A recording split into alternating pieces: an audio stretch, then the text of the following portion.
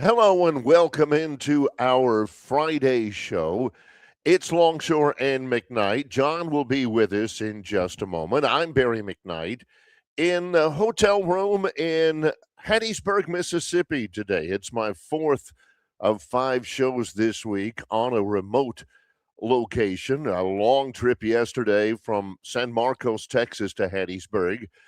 We got a lot of basketball coming up. And for the local basketball fans, it's all going to be just about the same time. Well, almost exactly the same time. Tomorrow and tomorrow night. Got a whole day tomorrow without basketball until tomorrow night. Auburn and Arkansas from Fayetteville tomorrow night, 7:30 ESPN. Alabama hosting South Carolina tomorrow night at 7:30 on the SEC network. And Troy and Southern Miss play tomorrow night at 7:30. All three of those games are at 7:30. That game tomorrow night on ESPN Plus. John Longshore is on location. He's in Prattville today, the preferred community at Stivers Chrysler Dodge Jeep Ram on Cobbs Ford Road in Prattville, where the deals are hot today. Hear me here this morning. Yep, I got trying you. to get my mic set up here. Little delay here today at Stivers Chrysler Dodge Jeep Ram, but no harm. We're ready to go. And you're right, Barry. We have got a lot of great deals to talk about here. And of course, last time we were here, we told you about the 2026 Dodge Charger Scat Pack. It's brand new here at Stivers in Prattville. We're going to we showed it to you last week. As a matter of fact, I believe you went out and gave us a remote viewing of that vehicle with your phone. Yep. It is sweet. It is, like I said before, it looks like it's moving when it's sitting still. And it's one of dozens and dozens and dozens of vehicles out there on the lot at Stivers Chrysler Dodge Jeep Ram in Prattville. More on that in a moment. This is one of my favorite days of the college athletic schedule. Today is college baseball season. Oh, wow. Woo, I did not realize that. You told me something I don't know. This is the start all over the country. Everybody's opening. College baseball teams all over the place, which harkens back to the last time that John realized that it happened as it happened, and that was when Barry Schallenberger was the head coach at Alabama. They had Dave Magadan on the team. Went on to play for the Mets, I believe. Yep. And John, this is back in the old days of Sewell Thomas Stadium, where you used to have a chain link fence around the outfield. It looked like Lagoon Park, except they had some little spruce trees that were, about fence high all the way around. And you were able to back your truck up to the back of it with a cooler with some sponsored product on it and sit back there, catch some sun, rag the opposing right fielder. Those were the days. It's a little bit different now. Sewell Thomas has got like 7,000 seats and a club level. Plainsman Park in Auburn they've just had another renovation into the millions out there. This is what you can look forward to today, college baseball fans and sports fans as a whole. Auburn will host Youngstown State. A quick look at Youngstown State's mascot. Anybody? The Penguins. Auburn and Youngstown State open a 3-game series in Auburn this weekend. How about this? John was talking yesterday about the Alabama budget, the Alabama athletic budget. Well, how about the Washington State budget? Surely Alabama athletics is cutting in a little bit of cash to help out, because Alabama is hosting Washington State for a 3-game series in Tuscaloosa. Boys, they ain't bussing on that trip. No, Yeah, I wow. hope not anyway. I hope not either. I hope Yeah. that well, Washington State is picking up that freight. Some of it. Maybe Alabama's cutting them a little bit of a break. Maybe. But I can't confirm. But one of Yeah. my favorite times. Absolutely love it. Looking forward to getting it started. Of course, I'm not going to be with Troy baseball today because I'm with Troy basketball. Troy opens up the season at Mercer, which appears on a what was it? Who did Mercer play Alabama or did they play Yeah, Auburn? I think they did last year. One or the other. And we'll have the broadcast and everything, but I will not be doing it. It'll be Jerry Miller on that one. So it's a beautiful time of the year. I'm looking forward to it, getting it all started. It's outstanding. Yeah, Yeah. it's interesting you talk about baseball because it caught my attention Yeah. yesterday, and of course, I'm not getting any credit for it, but that's okay. Won't be the first time. But Colin Cowherd was talking about how unwatchable baseball is, and of course, immediately I whipped my head around to think, what could this be all about? And he really went on a little discussion about how baseball, and he mentioned the commissioner of baseball, Mansford or something, Manfred Mann's Earth But Man, who or somebody like that. I don't no, know. no, not blinded by the light, wrapped up like a Yeah, deuce in the no. yeah. This is Rob Manfred. Oh, Rob okay. Manfred. Yes. And he Commissioner of mentioned baseball. the 4 or 5 things that he claims, Colin Kane claims he suggested Major League Baseball needed to do to make the game more appealing. And he starts reeling things off, and I'm thinking, whoa, time out. A little Can you at credit. least camouflage the fact that you are blatantly plagiarizing another Yeah, nationally renowned media member? I'm thinking, show some love here. But allegedly, these little tweaks, if you will, because I know baseball purists don't really like overall rule changes. He claims it has helped the appeal of Major League Baseball. It I has. don't know. No, it has. It has. Some of the changes, probably the biggest change is the pitch clock. Something that John was in favor of for Yeah. years. Can you and and I'm in favor of it too. I'm not a big let's change the game kind of guy, but that did really help out. I'm looking at old games I say old games like 5 years ago. If you look at the World Series or the Division Championships or the League Championships 5 years ago, before the pitch clock or whenever it started, you're sitting there thinking, now, because I watch a lot of baseball, you're sitting there thinking, come on, man, let's go. Well, here's the pitch, and he misses high and outside, ball one. Catcher throws it back, and the pitcher, rubs the ball up behind the mound, and the batter steps out, looks at the third base coach, looks at the first base coach, wraps his batting gloves and everything. And I'm thinking, let's go. And you watch the games from last year, they got the pitch clock, 20 seconds. All right, batter stays in, batter never, never wraps his gloves or anything. He's ready. Pitcher gets the return throw from the catcher, and when he's on the mound, and here we go. That has been good. That has been good. I have liked that. Well, I'd still like to see him incorporate there. You hit a home run, just point to the dugout, walk back in. No, that's one of the great things about it is you get to show him trotting triumphantly around there, Seen it 1,000 times. Don't need to see it again. Like they, it just, But I will take that's some part of the theater of it all. Yeah, I don't need theater. I don't need that. I really don't. It's kind of like the extra point in NFL. Don't need it.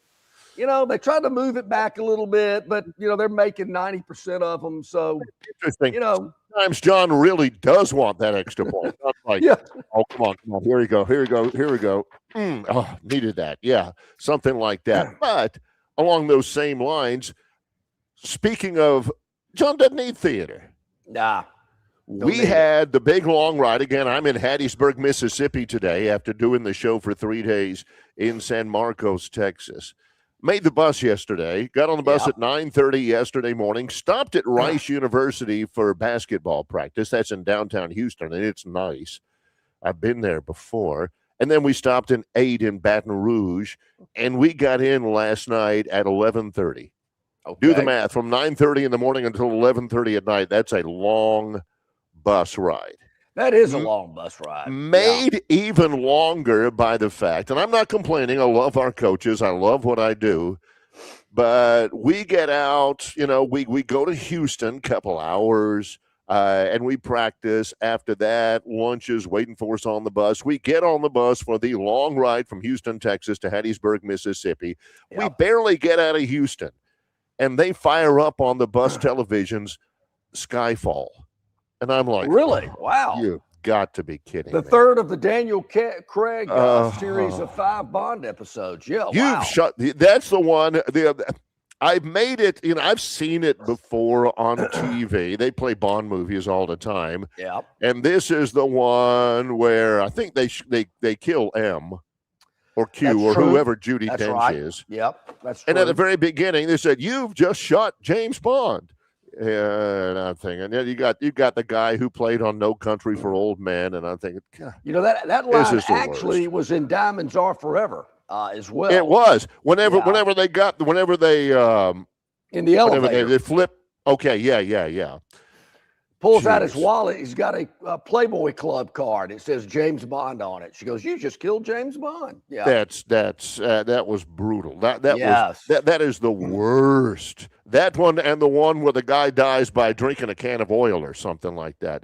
Maybe that's Quantum of Solace. Exactly. Yeah, that Quantum of Solace was actually worse, but yeah. Yeah. We got a couple of things going on today. A couple of guests going to join us at the top of the hour. The mayor of Montgomery, Stephen Reed, will hop on with us to tell us what's going on in our fair city. Ralph Michaels from Wager Talk and the Gold Sheet.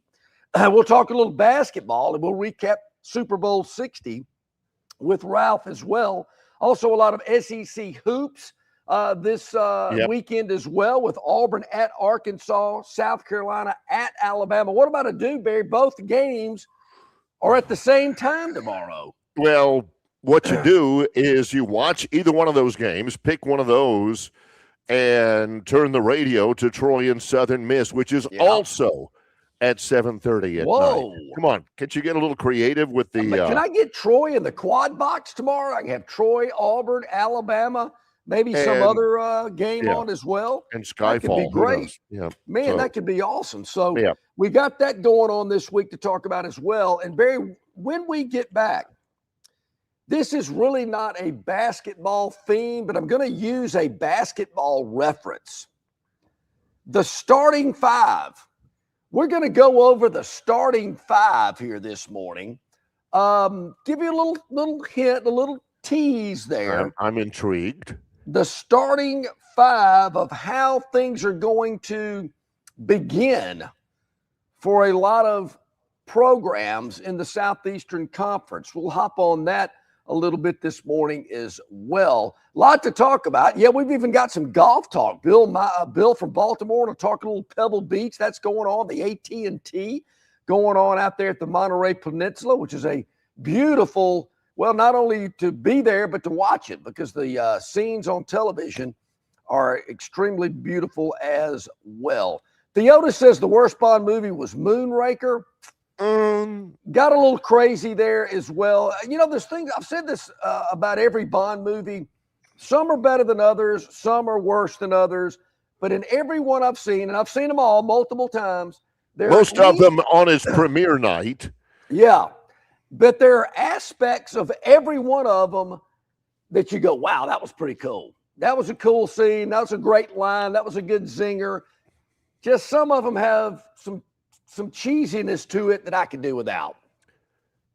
Yeah, in Moonraker, when Jaws falls in love with that little Swiss girl and everything up in but that wasn't the worst one. The worst one was that one, again, I've said it before, with that guy with diamonds in his face. That was James Pierce Brosnan's last one. Yeah, and with the hotel made out of ice, and he goes flying off the edge of this ice cliff with, and he's what is he, skimboarding with the hood of a car? That was crazy. That was stupid. Yeah, Yep. that got kind of crazy.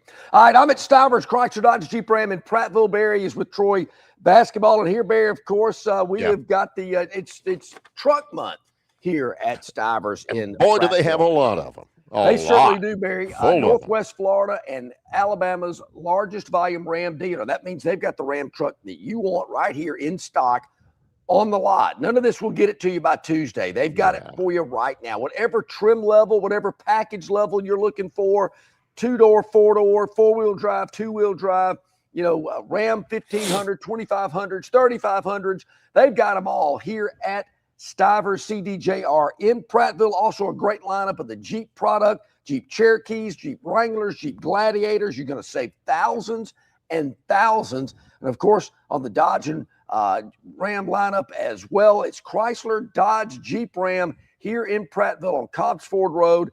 It is savings sales event going on right now. And I'm talking about, and when I mention savings, Barry, I'm talking about thousands and thousands in savings. The guy's not looking at you and saying, hey, I can get you $25 off of this one. Just stick with me. I'll battle and I'll see if I can get 100 off. No, we're talking thousands of dollars in savings, and not on any, clunkers or what my son used to call ricers or clankers or anything like that. We're talking about the top of the line vehicles in the industry all the way around. Huge savings. What's not to love? At Stivers Chrysler Dodge Jeep Ram, Cobbs Ford Road in Prattville. That's where John is. I'm in Hattiesburg, Mississippi, and we're underway on the Friday edition of Longshore and McKnight in association with Yellowhammer News, presented by Bud Light. Love is in the air, and so is your chance to win during Victoryland Casino's BMW and $25K giveaway. Drive away in a brand new BMW or win your share of $25,000 in free play. The more you visit, the more chances you have to win. Stop by the Players Club and fall in love with this month's exciting free play promotions. There's more ways to win at Victoryland Casino, where you can be a winner too. Victoryland Casino is located off I-85, exit 22 in Shorter, Alabama. Drawings February 27th and 28th. Must be 21 or older. Must be present to win. Hey, bro, weirdest thing is happening at the game. This guy sitting next to me says, "You're our good luck charm." Every time I crack a Bud Light, we score a touchdown. Now his entire family wants to buy me Bud Lights. I think I'm some kind of a football prophet. Talk soon. The team needs me. Anything for Bud Light, the official beer sponsor of the NFL. Stock up today. Enjoy responsibly. Copyright 2025 Anheuser-Busch Bud Light Beer, St. Louis, Missouri. The Montgomery Regional Airport is getting better the more you use it. MGM offers multiple nonstop daily flights to Atlanta, Charlotte, Dallas-Fort Worth, and Washington's Reagan National Airport via Delta and American Airlines. And beginning this April, MGM will offer daily nonstop flights to Houston's Intercontinental Airport via United Airlines. All of these cities offer easy connections to destinations all over the country and all over the world. Make travel more cost-effective and less stressful when you utilize your Montgomery Regional Airport. MGM, you can get there from here. Okay, welcome back in, everybody. Glad you're with us here today. I am live at Stivers Chrysler Dodge Jeep in Prattville, where Price sells cars. Barry with Troy basketball in Hattiesburg, Mississippi. The starting five. Yeah. Usually you're thinking about basketball. Who's your starting five? These guys right here. Going to go out on the floor right now. Starting 9 for baseball, starting 11, or starting 22 for football. But we're talking the starting 5. Yeah. And you don't really ever hear that in baseball or football, but you hear here's the starting 5 for the Duke Blue Devils. Oh, wow, look at that. You never hear, hey, here's the starting 11 for the Duke Blue Devils as they play in the Duke's Mayo Bowl or whatever it may be. So starting 5 is more of a basketball reference, but we're going to use it in football, Barry. We kicked this off a little bit earlier in the week. We talked about Alabama's starting 5. East Carolina at Kentucky, Florida State, South Carolina at Mississippi State. Their starting 5. That's their first 5 games. Talked about it with Rodney yesterday. And I believe that they can win all 5 of those games. And I think they're going to need to, because I think there's games later in the season that they're not going to win. So losing one of those starting 5 could be extremely difficult for Kalen DeBoer and his staff. I think we can all agree on that. I see where you're going. Yes. Okay? Yes. But as John pointed out in a couple of conversations earlier, if you win those 5, and they should, East Carolina, for Alabama I'm talking about, East Carolina, at Kentucky, Florida State, at Bryant-Denny, will Tiger Woods' son be part of the student population that comes to Bryant-Denny? Could be. For Florida State, South Carolina, and then at Mississippi State. You're cracking your knuckles, you're popping your neck, you're stretching your hammies, and all right, so you're good and you're warmed up. Boom. Then here comes Georgia. Then you go to Tennessee. Then you have Texas A&M. Right. All of them top 25 teams. I see where you're going with this. This is intriguing. Yeah, you got to win those first 5 out of the gate. So I think we all agree Bama they'll be a favorite in all 5 of those, should win them, because as they get into the meat of the schedule, Georgia, Texas A&M, Tennessee, LSU, and they have a little game at the end of the season too that they're forced to play. I hate that. The little game, that the legislature rammed down their throat, I suppose. We'll throw them a bone. So I think we'll all agree on that one. So in alphabetical order, going through the remainder of the SEC, we stumble upon the Arkansas Razorbacks, who have a new coaching staff, I believe. Yes, they do. Former Memphis head coach. Anybody? Ryan Silverfield? Yeah, Ryan Silverfield. That's exactly where I was going. Ryan Silverfield. Barry, you have to help me out on this one. Yep.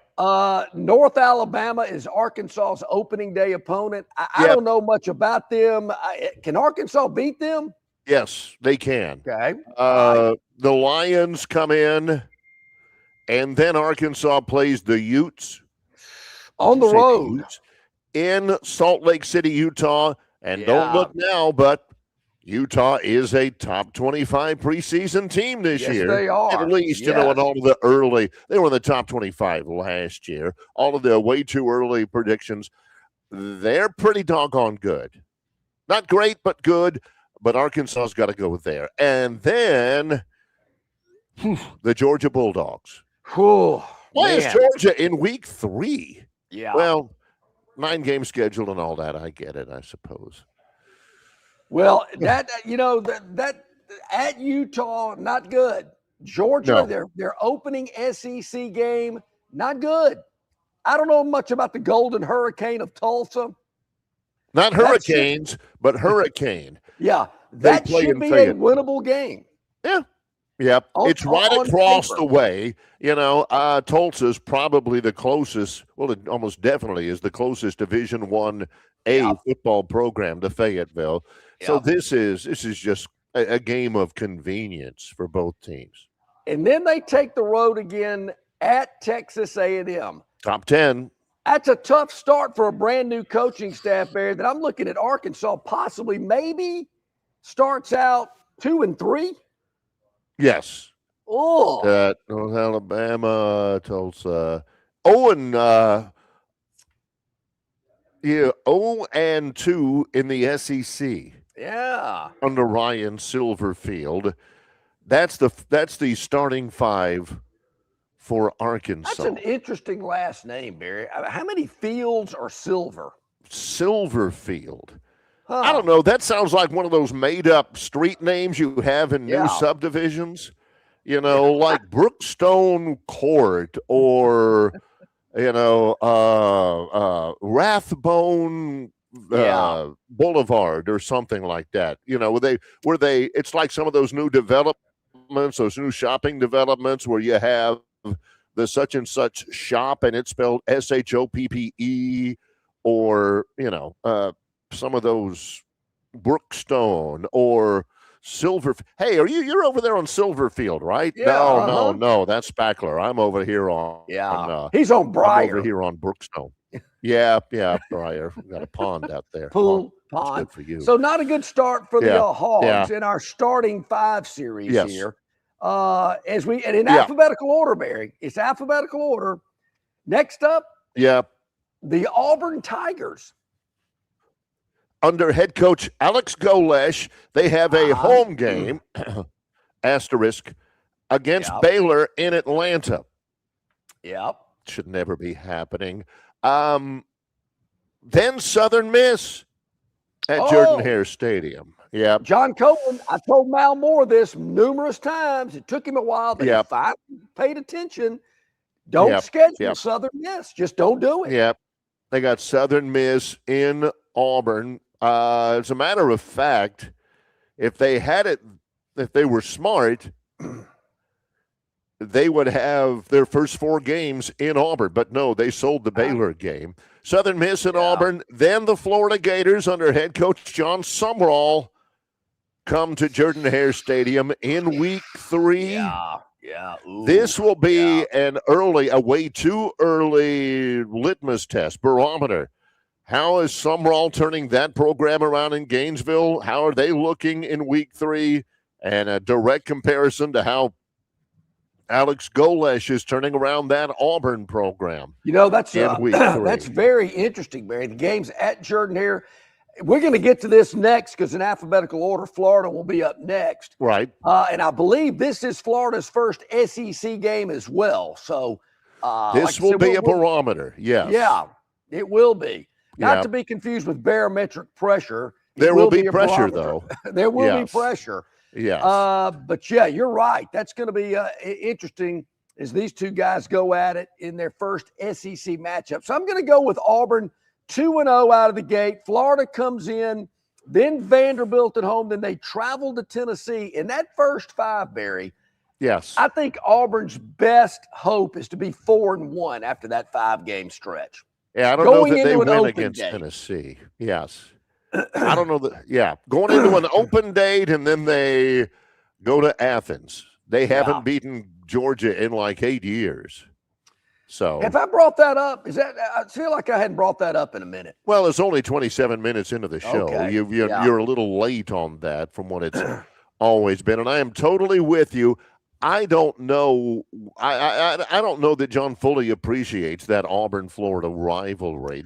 Here we go. Plainsman Preston, the return of Florida to Auburn's schedule. It's wonderful. Plainsman Preston always been a heck of a rivalry. It has. Oh, it has from the days when Cedric McIntyre for Auburn ran for about $120 and a 25-14 win.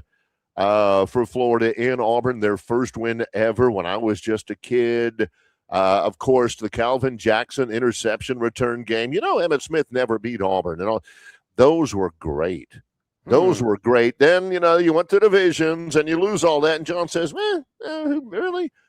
And he goes with the old, I don't know, do I ever hear Florida people talking about the Auburn game? Never. Yeah, he doesn't. Yeah. So I'm thinking, There you go. That's big. That's big. It's like the Tennessee rivalry and the Florida rivalry. Georgia Tech. Georgia Tech. John, who refuses to admit that that Auburn has any rivalry at all except for one. That's it. John, we all know there's only one that really, okay, yeah, sure.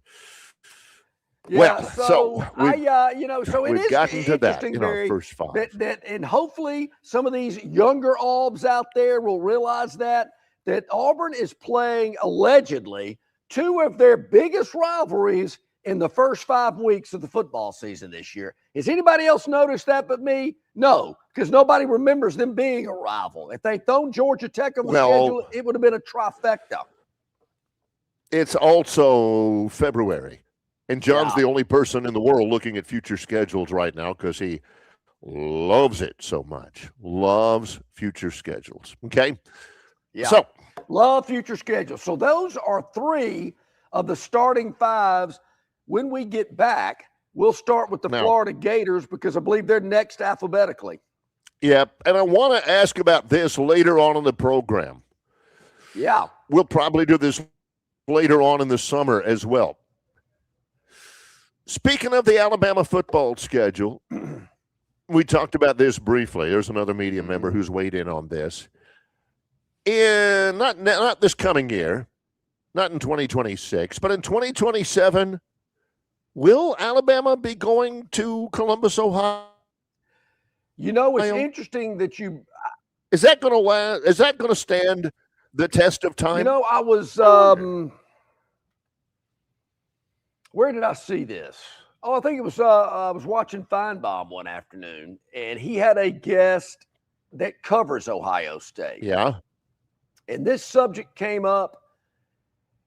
And I don't know everybody on Ohio State's schedule, but there were some games that this gentleman said, nah, I don't think they're going to play those. But when Alabama and one other school came up, maybe Georgia, I want to say, if you can pull it up, Ohio State's future schedules.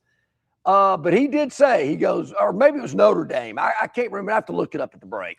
Yeah, to him, they almost stand in the same regard. So sometimes he does get them. But Ohio this gentleman, he believed that the Alabama series would continue and would be played. And I can't remember what the other one was. Let's see. In 2027, Ohio State, that Ohio State-Alabama game is slated for Week 3 in Columbus, right ahead of the game at Michigan, or at least they haven't set the schedule yet. It won't be Michigan, but maybe maybe Minnesota on the road that week. 9-game conference schedule. Yeah, it's Georgia. John was banging the monkey about, got to go to 9 games, got to go to 9 games, and of course my thought is why. And this is one of the a big time non-con. You got to have that too. Got to have them all. I'm greedy. So, Barry, I'm looking at Ohio State's schedule. Yeah. Look at this. These guys know how to schedule. And I think they've already dropped some of these teams. They do play at Texas this year. They have Alabama in 27 and 28. Yeah. They don't play anybody in 29. They got Georgia. Youngstown State. That's the Jim Tressel Bowl. They've got Georgia home and away in 2030. Uh-huh. And look who else they didn't drop. Boston bleeping College. Yep. BC. That's right. Yeah. That's exactly. And if I'm not mistaken, Barry, look, BC's not hiding from anybody. I mean, not only does BC in their future schedules have Ohio State, but they've also got Alabama, Notre Dame. I mean, you go, BC. I'm telling you, people giving you a lot of crud. You'll play anybody. I love it. They got Notre Dame 6 times? Love it. In the next 10 years. Well, Notre Dame's kind of an ACC school, allegedly. But, that is true. They got Alabama and BC. So, it was Georgia. I mean, I'm trying to remember back, but I forgot who else Ohio State had on their schedule, but they dropped them. As of now, Barry, these games are scheduled, and I'm going to tell I'm just going to let Greg Byrne know right now. If he drops those games, I am not going to be happy about it. Ooh, Greg, you think you took a hit on Charles Bediako? You wait until you drop Notre Dame. Oh, you might as well just head out of town if you do that. Don't even consider it. What I do want you to consider, though, folks, if you have not thought about your Valentine yet, shame on you. But John and Barry are here for you. We've got the solution. It's Marguerite's Exquisite Jewelry, and it is located there in Peppertree on Vaughn Road here in Montgomery. And Barry, Lyle has extended hours today and tomorrow. They're open 7 days a week, normally 10 to 5:30. But today and tomorrow, they are opening at 8 a.m., a mere 26 minutes from right now. If you're watching us live, if you're watching us later in the day or listening later in the day, you're going, wait a minute, 26 minutes is 2 in the afternoon. So they want to make sure we're clear there. But they're open at 8 a.m. today, 8 a.m. tomorrow. If you wake up tomorrow on Valentine's and you're staring at the ceiling and that love of your life is sleeping peacefully next to you and you freak out and think, oh, my God, I did not do anything for Valentine's. You wake up, go, honey, I'm going to get us some coffee and donuts. I'll be right back. Go to Marguerite's, but don't forget to bring the coffee and donuts back, too. Yeah, they got a Dunkin' Donuts like 4 doors down from Correct. it. So you or a Dunkin' or whatever they call it. Yeah, Marguerite's Exquisite Jewelry. Here it is. You're thinking, wait a minute, there's no way, John. You can't front to your wife that you've gone out for coffee and donuts and go buy a beautiful piece of jewelry in like 10 minutes. Oh, yeah, you can. You know how we know? Because we've done it before ourselves. You zip in. They've got a Valentine's special. They've got loads of jewelry in there just waiting for you at amazing prices. They can get it for you. They'll ask you a couple of questions. What does she like? White gold, yellow gold, whatever. They'll get you that piece of jewelry. They'll wrap it up beautifully. They'll send you on your way. And she won't know. She won't know that while she was dreaming sweet dreams without care the morning of Valentine's Day that you didn't have anything at that point. She'll think, oh, you must have been working on this for a couple of weeks, and you can don't lie to her, but just, well, yeah, I do love you. I mean, every now and then you got to kind of, stretch the truth a little bit, but at the end, she'll love it. That's what it's all about. That's the truth. You're going to love it here at Stivers as well. Maybe your Valentine needs a new vehicle. At Stivers Chrysler Dodge Jeep Ram, they can help you out with the Jeep lineup, the Dodge lineup, the Chrysler lineup, and of course the Jeep lineup like the Grand Cherokee, the Wranglers, and the Gladiators, all at thousands below sticker with an incredible selection for you to choose from here at Stivers, where price sells cars. Come by and see our friends here today. Pick up that vehicle for your Valentine. They will absolutely love it. When we return, we're continuing with the starting five. And Barry, wow, Bob from Pike Road says, no way Bama and Ohio State play. Bob, come on. You kidding me? Tobias says Fox and ESPN would lose so much money if Alabama versus Ohio State gets canceled. Alabama's first trip to Columbus will do crazy numbers. Tell it. Yeah. But Bob from Pike Road, Mr. Crypto Capstone, says, Barry, the short answer is no. Bama gains nothing and hurts itself to play a Power 4 school in a non-conference games. There are controls going to 9 games. Take it to the bank. Bama versus Ohio State will not happen. Will not happen.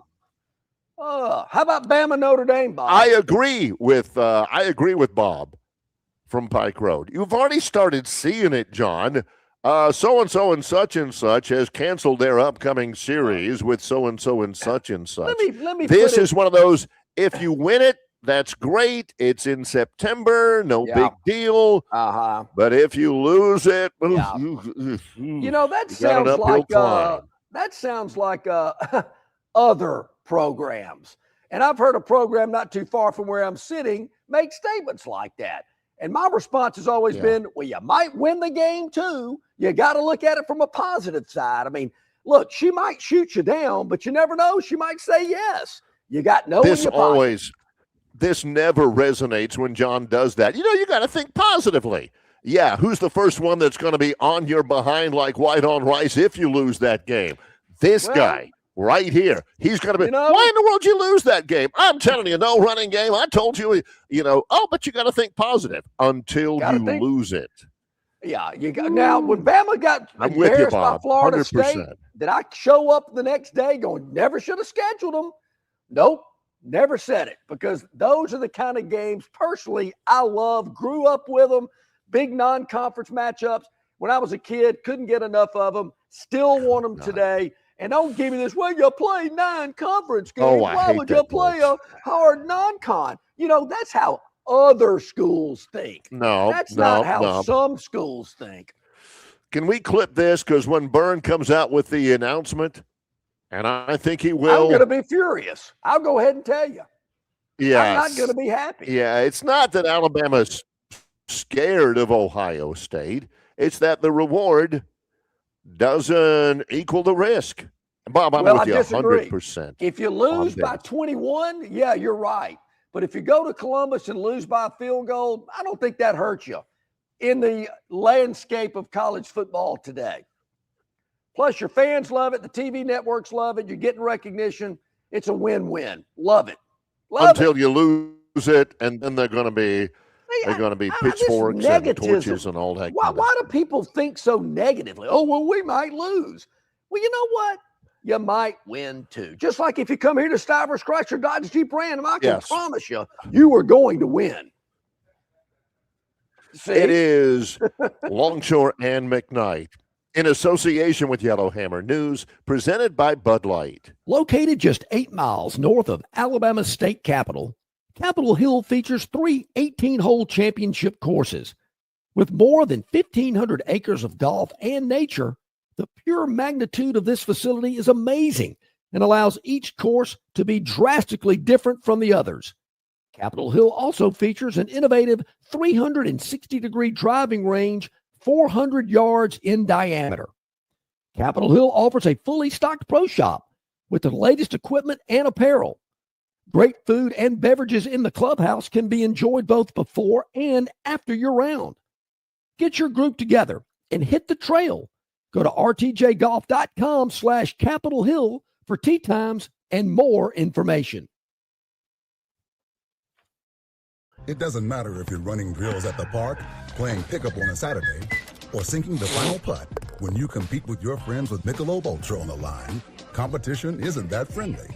The trash talk, next level, and the stakes, oh, those are crystal clear. With only 95 calories and superior smooth taste, it's the ultimate trophy. Superior is worth playing for. Michelob Ultra, superior light beer. Enjoy responsibly. Copyright 2025, Anheuser-Busch Michelob Ultra Light Beer, St. Louis, Missouri.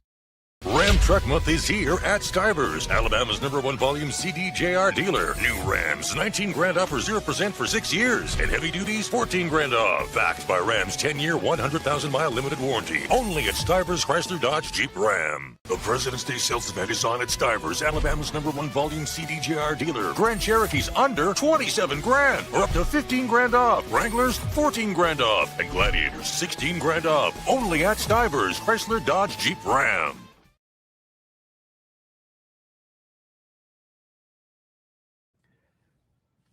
Okay, welcome back in, everybody. Glad you are with us here today. Hey, you just saw a President's Day sale going on right now, right here at Stivers Chrysler Dodge Jeep Ram, Alabama's largest volume CDJR dealership, right here in Prattville. Did you see that, Barry? $19K off during Ram Truck Month here at Stivers? Unbelievable. Those people who don't know, a K in baseball is a strike. Yeah. In the jewelry business, it's a carat. In the metric system, which we don't use, it's 1,000. That's what it means at Stivers. $19K doesn't really give it. That is $19,000. Correct. 1,000. 19 of them. It sounds a whole lot more substantial when you say 19,000 than 19K. 19K sounds good. $19,000. Hello? Folks, you got Ram Truck Month and the President's Day sale going on all at the same time here at Stivers CDJR in Prattville, where you just saw it. You're going to save thousands and thousands here at Stivers. So come by and see our friends here in Prattville on Cobbs Ford Road. All right, Barry, this is obviously, one of my favorite subjects. I didn't really want to get into this today, but I can see on the River Region Straw chat line, people are getting into non-conference games, quality non-cons. Keep them coming, folks. You're preaching to the choir. I love it. Yeah, I'm working on it. I am not a big schedule guy. Just show me who we play. What do we got? And can I make it? That's John's like, oh, you can. I go back to the days whenever we were at SEC Media Days and they actually printed out media guides. Yep. John would get at the time, 14 media guides. Well, when we began, there were 12. Heck, when we began, there might have been 10 SEC schools. John and I began together. He'd get his big old box with all of them, bring his luggage in, whistling a happy tune and everything. And first thing he'd go to every time, future schedules, every one of them. Let's see what Mississippi State's doing. No. And then after he spent about a day and a half at Media Days in Hoover just devouring future schedules, then he'd call his buddy, I think it's his dentist. Hey, you want this Ole Miss media guide? And I'm thinking, aren't you going to use that during the year? No, I got what I want out of it. You know, Ole Miss is playing Notre Dame. I'm thinking, you know, and he'll go make deliveries. Hey, this guy wants the Georgia media guide. I've got a buddy over here who's a big Vandy fan. I'll give him one. Yep. You know, he felt like Santa Claus because all these guys are like, oh boy, an SEC media guide. I can't wait. I'm going to sit down and read it all. John reads his future schedules, and he's done. Done. That's all I need to know. I'm playing along. I'm a good co-host and all that kind of stuff. Future schedules. Love it. Not that I'm against it or for it or anything like that. I like a good game as much as the next guy. But I'm just thinking, if you look at it impassively and objectively, I don't see any real reason why Ohio State should even remotely derail the momentum of the 2027 season with the chance at a home loss against Alabama. Oh, you might win. Well, yeah, that is true. But if you lose, I don't think this is disingenuous of John to say, I'll understand.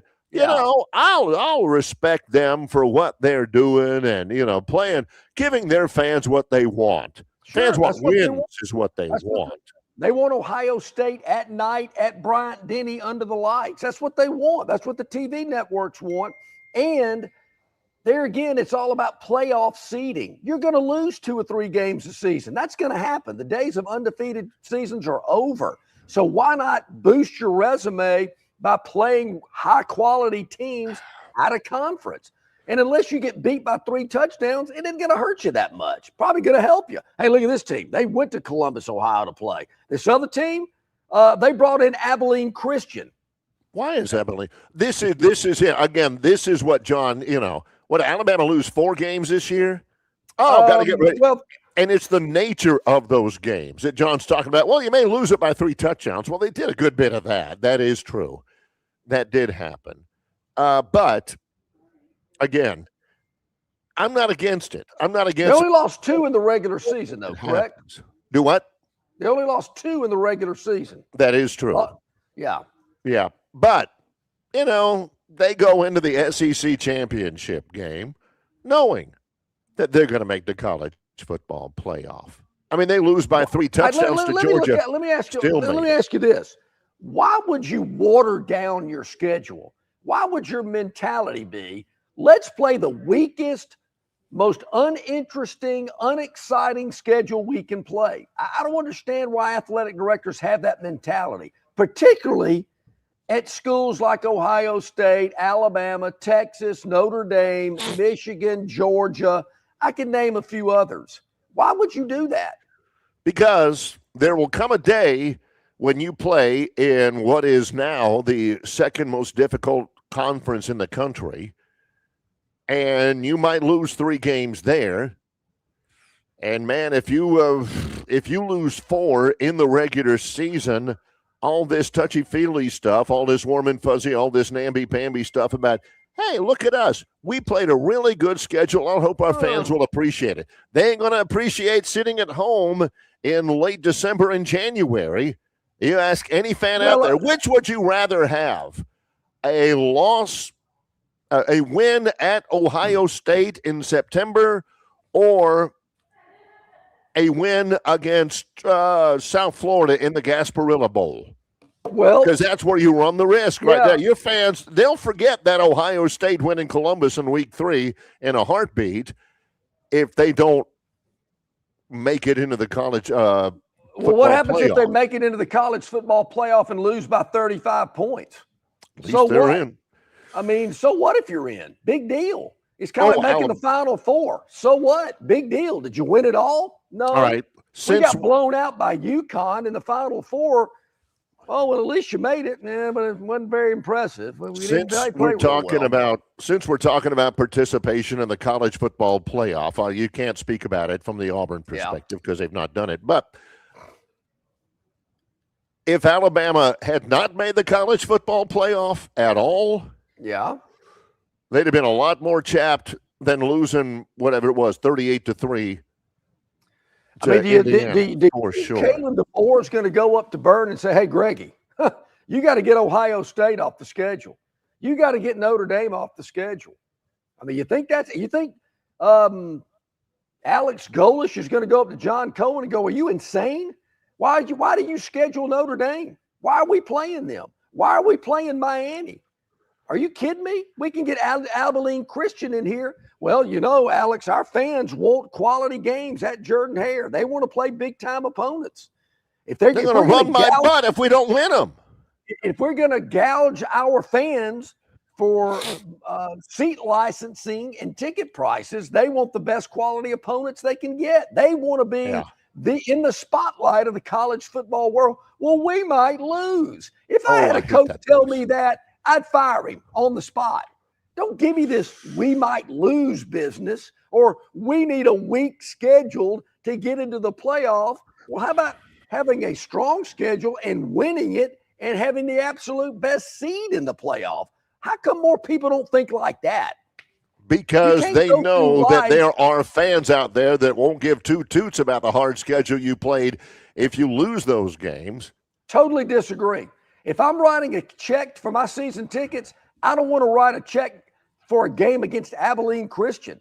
I don't want to write a check for a game against UT Chattanooga or Mercer or some of these other crap schools that they put on the schedule. Don't want it. So when we have that big boy conference that I've been promoting for 40 years, every week there'll be a great game. See, that's bogus too.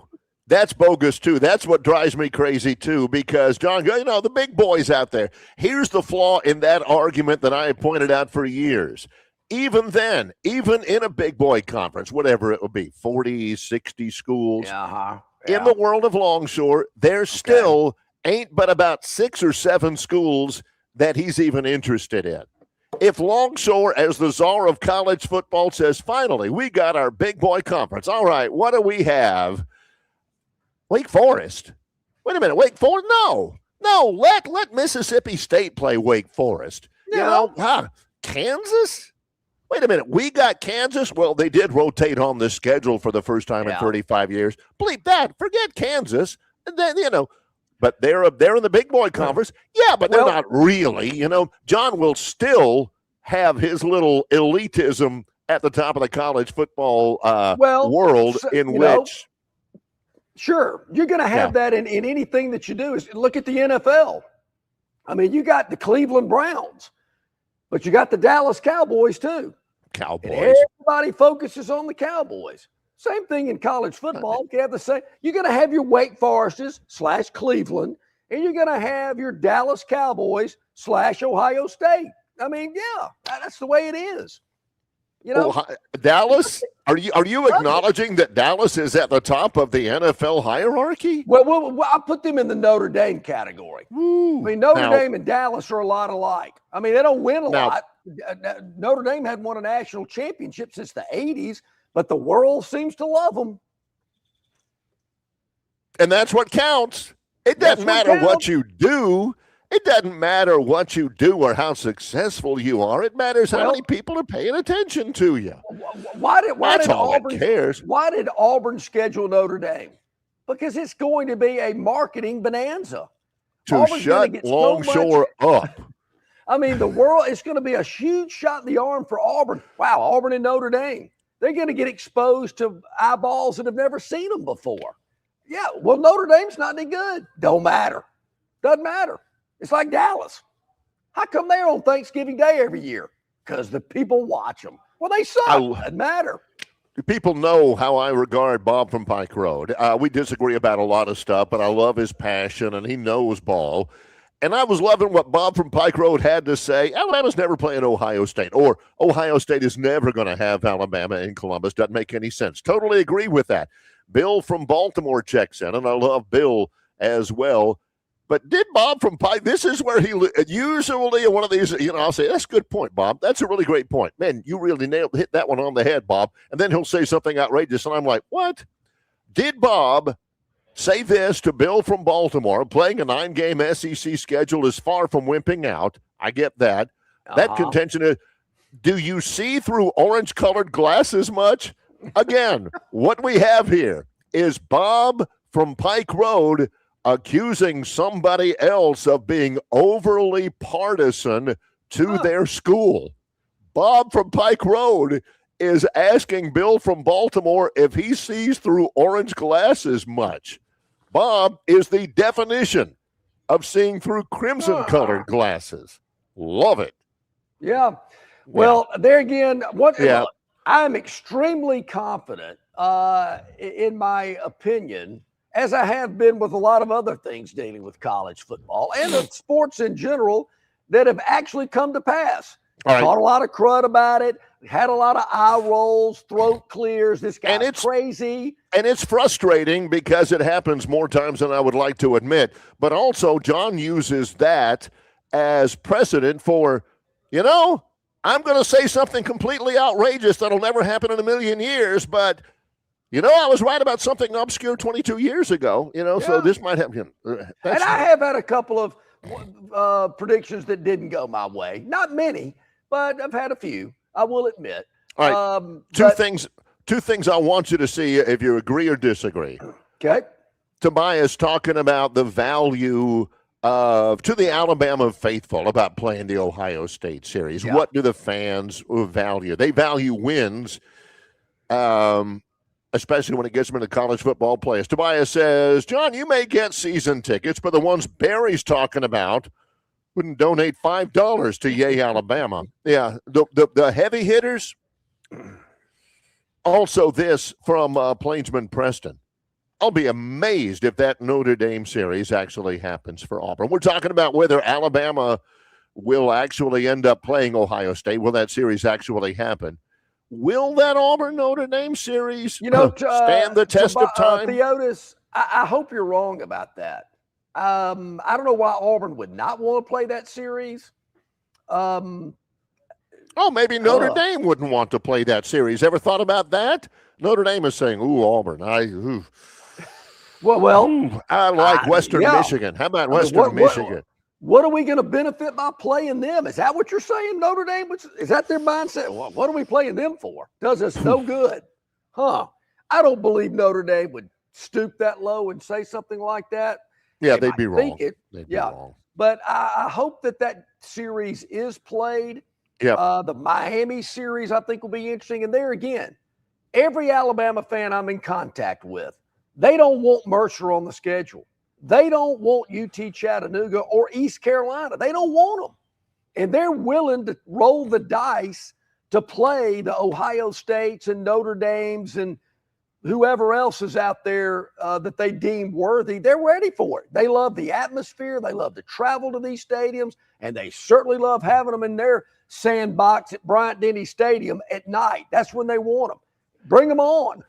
That's what the fans want. And they certainly will be the very forefront if they lose that game. I've never heard them say that.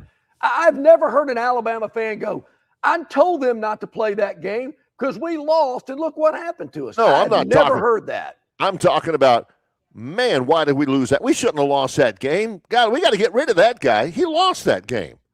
I've heard them say that a million times. Yeah, I've heard them say that against conference foes. Yeah. Well, what's the difference if it's a non-conference game? You were pushing for that too. John, and hey, I've seen coaches lose to help me here. La Tech, Central Northern Florida, Illinois, and Louisiana Southern Monroe. Yeah. Lamo. So it's not just the big boys. So I think you're in a worse shape losing to one of those. A lot worse shape. Yeah. Losing to one of those teams than you are losing in Columbus, Ohio, or in South Bend, Indiana. You got a lot better chance to win those games too. Look, I get it. I'd love to see that game. I'm just saying the suits, they're weighing their options right now. Stand by. Coming up, it's hour number 2 of our live show. It's John and Barry. I'm in Hattiesburg, Mississippi. John is at Stivers Chrysler Dodge Jeep Ram on Cobbsford Road in Prattville, Alabama. It's Longshore and McKnight in association with Yellowhammer News, presented by Bud Light.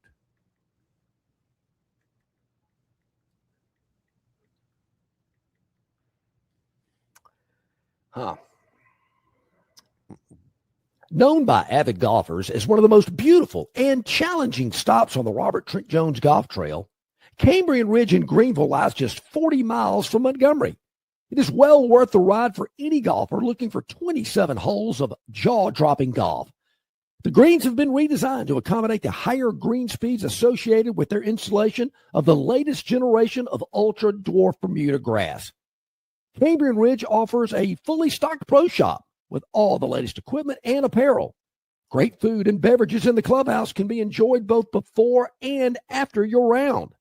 Get your group together and hit the trail. Go to rtjgolf.com/Cambrian Ridge for tee times and more information. This isn't going to work. No matter what we say, some people still drive drunk. But we're Budweiser. Giving a damn is what we do. So, if you think it's okay to drive drunk, if you think it's something that's debatable, or you just simply don't care, this Bud is not for you. Give a damn. Don't drive drunk. Enjoy responsibly. Budweiser Beer, Anheuser-Busch, St. Louis, Missouri. Prattville Carpet is the most trusted name in flooring in the River region. Ray Bowles and his staff have an extensive line of Mohawk, stain-resistant carpeting in all the latest styles and colors. Prattville Carpet also has hardwood, vinyl, and ceramic tile for all of your flooring needs. Professionally installed at the absolute lowest prices. Take advantage of cash and carry vinyl plank at just $239 a foot. Call them today to set up your free measurement for your home, office, lake house, hunting camp, or wherever you need flooring. 285-8117. That's 285-8117, or drop by 2201 Cobbs Ford Road in Prattville for Prattville Carpet. Okay, welcome back in, everybody. A couple of minutes past the top of the hour. I'm here live at Stivers Chrysler Dodge Jeep Ram in Prattville, where Ram Truck Month is underway. You can save thousands, like $19K off the Ram truck line here at Stivers. Come by and see for all the details and the huge selection of Ram trucks they have on the lot for you. The President's Day sale also going on as well. President's Day holiday weekend. I know a lot of people have Monday off, but they'll be here for you at Stivers CDJR in Prattville. And, of course, great deals on the Jeep lineup as well. Save thousands on the Grand Cherokee. Also, save on the Wranglers and the Gladiators as well. So many great lineups for you to choose from. And Barry, Price sells cars here at Stivers CDJR in Prattville. Nobody stocks more. Nobody sells more. Look at our guy Lyle from Marguerite's getting in on the chat line. Marguerite's is open right now. Open at 8 o'clock today. They open at 8 o'clock tomorrow for Valentine's Day. Great to have Lyle in with us and always supporting what we do here on the show. Yeah, talked about it in the first hour, Barry, with Marguerite's opening today and tomorrow at 8 a.m. Normally they open at around 10:30, but they're open at 8 a.m. today and tomorrow for all of your Valentine's needs until the last customer is served today and tomorrow. And as I mentioned, tomorrow is Valentine's. And if you wake up and it hits you, boom, I could be in trouble. Marguerite's is going to help you out because they're open early at 8. Tell the love of your life, honey, I'm going out to get some coffee and donuts for you. And you slide by Marguerite's to pick up that fabulous Valentine's gift. She'll be thrilled. I can promise you. Open early for your convenience. Go by and see them today. Marguerite's Exquisite Jewelry. We're talking about conference schedules, non-conference schedules. We're going to talk a little bit later on about the new ruling about Trinidad Chambliss. He has won a court order to be able to play for 6th year as the quarterback at Ole Miss and get his $6 million in compensation and all that. This is along the same lines as the Bediako case and so many of the others in which, the NCAA policy is being dictated by the courts. We'll talk about that in just a little bit later on here on the show on Longshore and McKnight. Lots of different things. For Trinidad Chambliss, this would be his 6th year. The NCAA has denied his appeal for an extra year twice, but yesterday he was granted an injunction in Mississippi State Court that will allow him to play for Ole Miss. This is a Mississippi State Court in North Mississippi, where Oxford is, one of the most rural areas of North Mississippi. Some old 70-year-old judge, whenever he read out his ruling, he was almost sobbing. Judge Robert Q. Whitwell, just so overjoyed that he was the one who is allowing. It took 90 minutes for him to read his order and subsequent decision.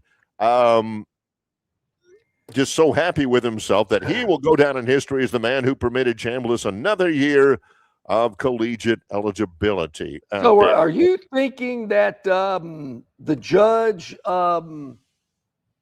is a fan of Ole Miss football? I would think so. Yes, really? That's the way it appears. Wow. Judging from his reaction, tear going down his cheek for, yeah, he'll be so able to play for the Mighty Rebels.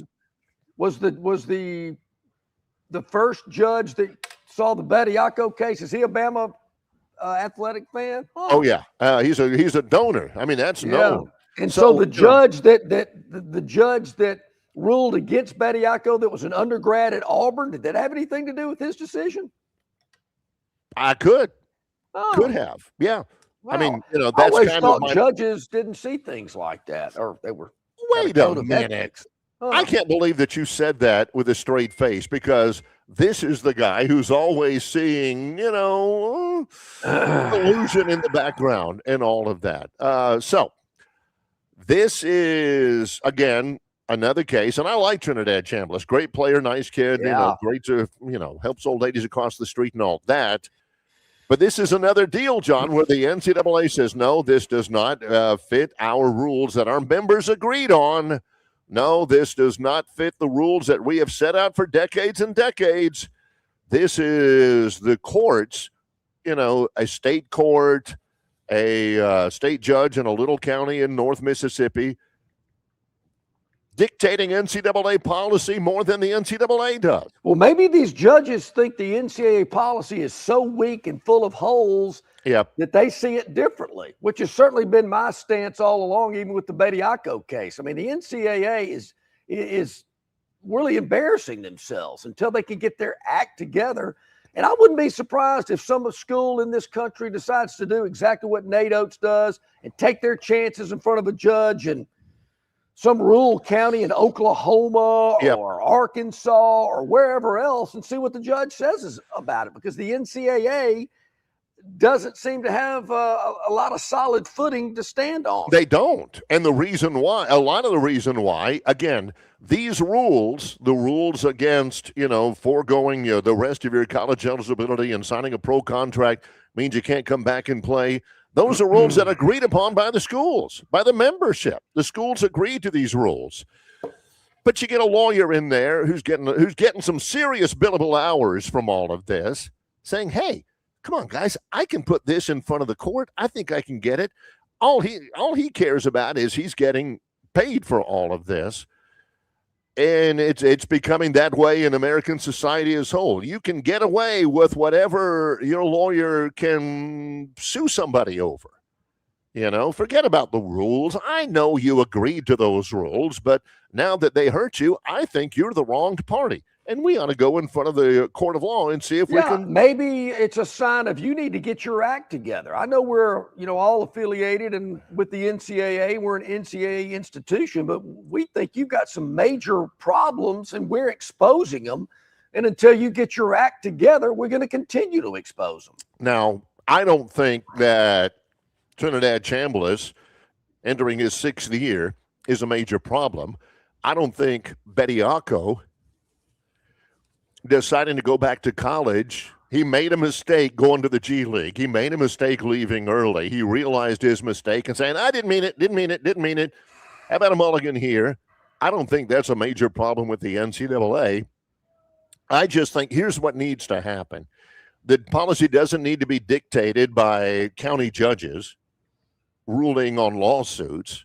There needs to be some federal guidelines across the nation that everybody can play by because, again, the NCAA rules, they're being dealt with by these small-time judges to help the schools that they love. They're not looking out for the whole thing. Again, I know you agree to those rules, but no, forget it. Yeah, we can get around that. I like Trinidad Chambliss. I got nothing against Charles Bediako. I do think that the NCAA rules are rules for a reason, and you should abide by them. And except when they don't suit you, and then let's throw a lawsuit up there, see what we can do. So, is it okay for basketball players that have played in China and in Germany to come back to play in college? I don't love it. But again, the ruling there was this guy knowingly, he signed away his eligibility. He made that decision. I don't want to be eligible anymore. I'd rather go. Well, and then later on says, that's all fine and dandy, but these guys that play overseas also have signed a deal. They're getting paid. They're professionals. I mean, whether you're a professional in the NBA or a professional in the Lucerne, Switzerland professional league. Nice. I mean, you're eating Dutch chocolates and dating Inga from Sweden. What's the difference? Well, the difference is one guy said, I don't want to play anymore. And, I'm done with college, but, and that is a rule. You cannot do that. The other guys, they never enrolled in college. They never started their clock. I don't love it. Don't get me wrong. I'm not defending it. But there are differences out there. I would think your clock started whether you went to college or not, whether you left early or not. It's if you're getting paid, your clock has started. I don't care if you're getting paid in Germany or Czechoslovakia. But that's, that may be right. I don't disagree with that. But that's not the NCAA rule. That's not the rule that they all agreed to live by. Maybe there needs to be that rule. Yeah. And there's not that rule about when your clock starts. There is a specific rule in the NCAA about when your clock starts. And it's not when you sign a professional contract, in Lucerne, Switzerland, eating Dutch chocolates and dating Inga. Those are the rules. Yeah, so, well, there again, another a chink in the armor that needs to be hammered out as well. Waiting on the mayor to join us. Don't know what the delay is. We'll see about getting him. Yeah. It must be in a high-level meeting, which we certainly understand. If that's the case, Ralph Michaels at the bottom of this hour. But I'm here live at Stivers Chrysler Dodge Jeep Ram in Prattville. Ram Truck Month, President's Day sale going on. And also, how about this trifecta, Barry? This is pretty cool. Yeah. We've been telling you about Marguerite's opening early today and tomorrow. Lyle chimed in on the River Region Straw chat line. Our friends at Destin Connection, how about this text that I get? This is on the River Region Straw VIP text line, by the way. It says, hit Marguerite's and then hit the Destin Connection to pick up dinner. Don't battle those lines at restaurants. Cook your sweetheart a seafood dinner she won't forget. At Destin Connection, they have a Valentine's special today and tomorrow. Get a 5 to 6 ounce lobster tail for only $15. There ain't no way. Whoa. Yeah, that's right. What? A 5 to 6 ounce lobster tail for just $15. Also a great variety of Gulf fish and shrimp. An extensive selection of seafood there at the Destin Connection. You can pick it up and prepare it yourself, or they'll cook it up for you. 3750 Norman Bridge Road. Call ahead 288-4272. Hit Marguerite's for that great jewelry item. Hit Destin Connection. And while you're at it, why don't you go ahead and get some of that premium pine straw to spruce up the home front. Yep. The lady will love, the little lady will love that as well. That's like hitting a triple. I mean, it's your first at bat. It's unbelievable. Yeah, except you probably won't get held up at third base. True. If you might score. You never know. Are you talking in the park homer? Yeah. Well, let's take a break. More to come in a moment. It's Longshore and McKnight in association with Yellowhammer News, presented by Bud Light. Known by avid golfers as one of the most beautiful and challenging stops on the Robert Trent Jones Golf Trail, Cambrian Ridge in Greenville lies just 40 miles from Montgomery. It is well worth the ride for any golfer looking for 27 holes of jaw-dropping golf. The greens have been redesigned to accommodate the higher green speeds associated with their installation of the latest generation of ultra dwarf Bermuda grass. Cambrian Ridge offers a fully stocked pro shop with all the latest equipment and apparel. Great food and beverages in the clubhouse can be enjoyed both before and after your round. Get your group together and hit the trail. Go to rtjgolf.com/Cambrian Ridge for tee times and more information. It doesn't matter if you're running drills at the park, playing pickup on a Saturday, or sinking the final putt. When you compete with your friends with Michelob Ultra on the line, competition isn't that friendly. The trash talk, next level. And the stakes, oh, those are crystal clear. With only 95 calories and superior smooth taste, it's the ultimate trophy. Superior is worth playing for. Michelob Ultra, superior light beer. Enjoy responsibly. Copyright 2025, Anheuser-Busch Michelob Ultra Light Beer, St. Louis, Missouri. The Destin Connection Seafood Market at 3750 Norman Bridge Road in Montgomery has the freshest seafood direct from the Gulf of America. I'm talking red snapper and grouper, all sizes of Gulf shrimp, jumbo lump crab meat and crab claws, Louisiana Bay oysters, and New Bedford scallops. They are a full-service seafood market and kitchen serving po' boys, dinners, and sandwiches. You know, many well-known restaurants in the river region purchase their seafood from the Destin Connection because they know it's the absolute best. Call ahead and your order will be ready for pickup. The Destin Connection Seafood Market, 3750 Norman Bridge Road. Call 288-4272. That's 288-4272.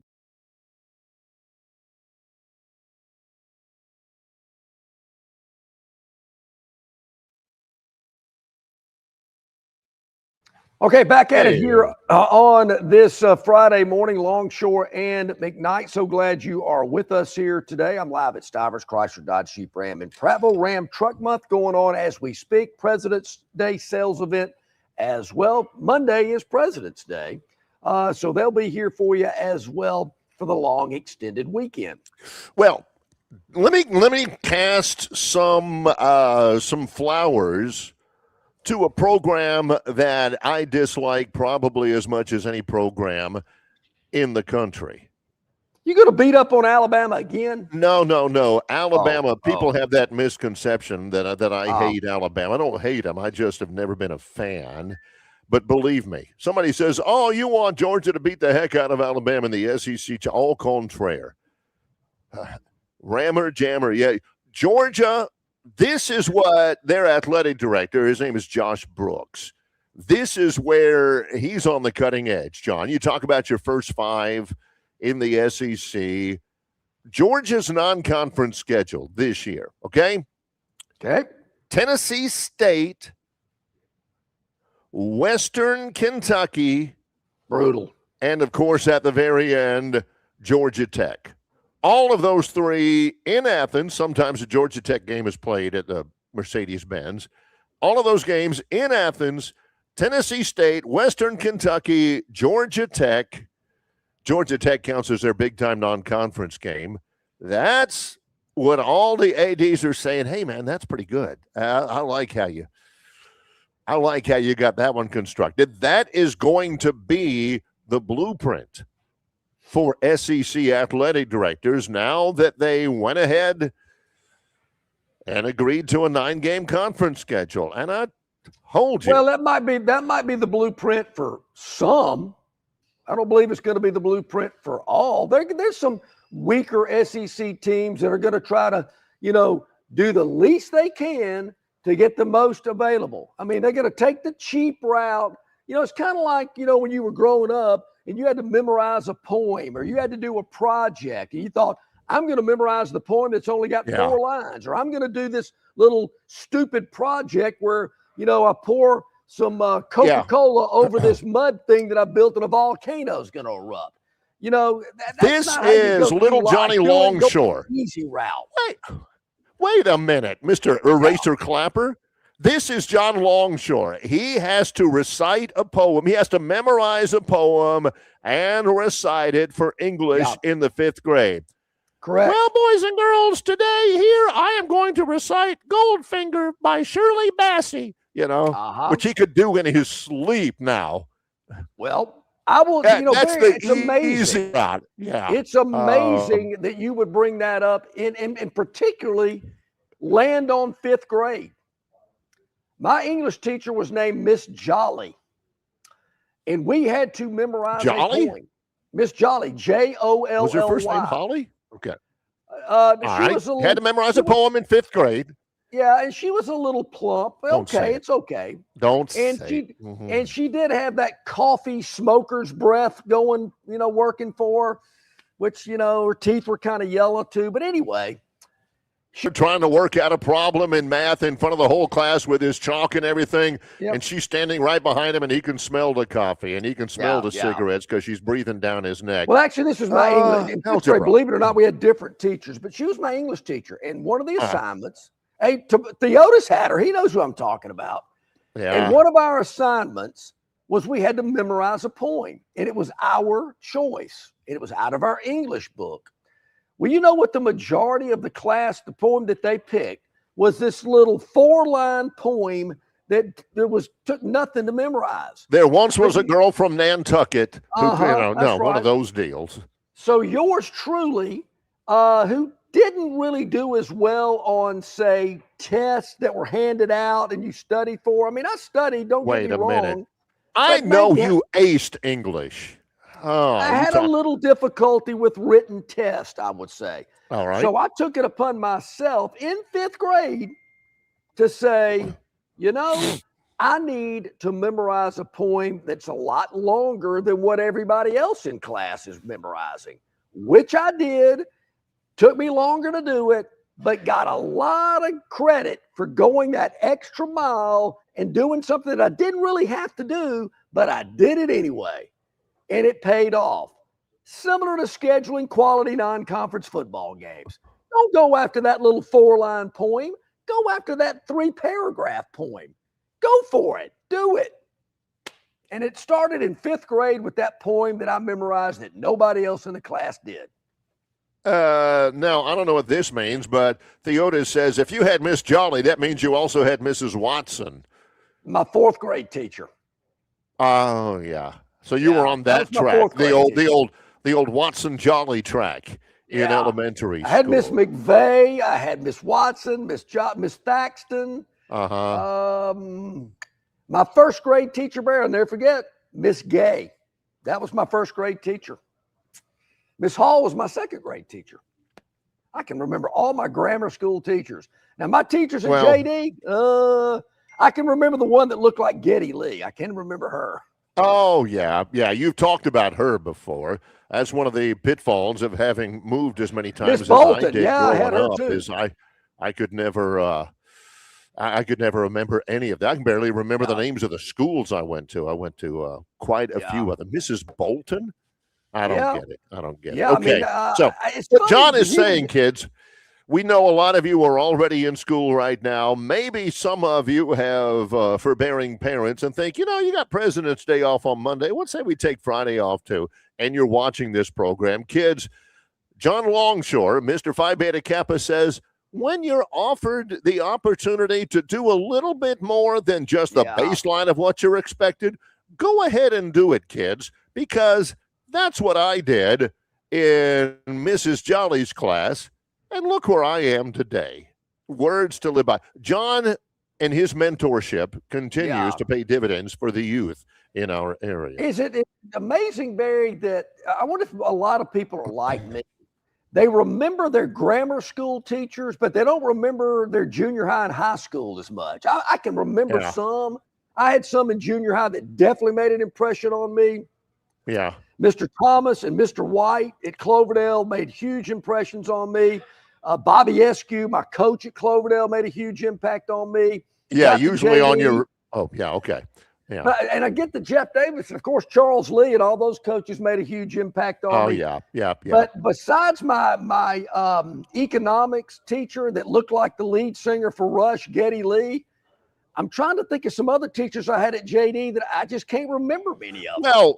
by that time, John was reciting, I don't know, Song of Hiawatha from Longfellow or something like that. But in between classes, he was like, "Hey, you can buy up the half point if you want, but that's going to cost you, no, it's not 6.5. It is 6. Okay." All right. Well, that's how. The paper. Then he's talking about that to the guys in the hallway. Yes. That's where John made his most important. Go the extra mile. Come on, man. Take a chance. A lot of people in this viewing audience and listening audience will know the man that I'm talking about. He's no longer with us, but his nickname was Squirrel. His real name was R.Q. Thomas. He was my math teacher at Cloverdale. He probably made the biggest impression on me of any teacher I ever had.